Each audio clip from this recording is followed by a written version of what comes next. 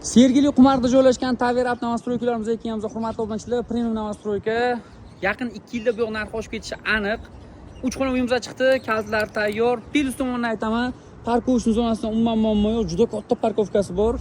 Yaxshi lokasiyada joylashgan, kimnidir chiqib ketishini kutmaysizlar, kalitlarni qo'lingizga topshiraman atasida. Kirib yashash uchun barcha sharoitga ega 3 xonali uyimizni hozir birgalikda obzor qilamiz.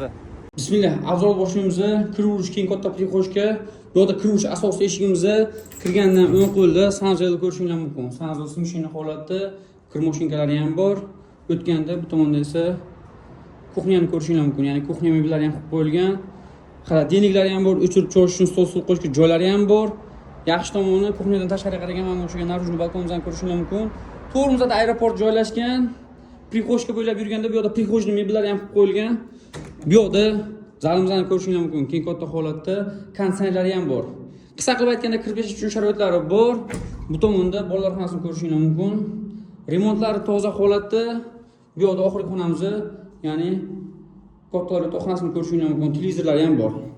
Mebel texnikalari bor, kirib yashash uchun sharoitga ega 3 xona, umumiy maydoni 68 kvadrat metr, ya'ni 16 qavatli domda 15-qavatda joylashgan 3 xona uyimizning narxi $65,500.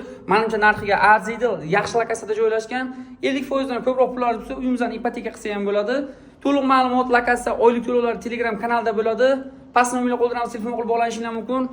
Hurmatli obunachilar, bunaqa variant kelib baraka qorish kerak bo'ldi.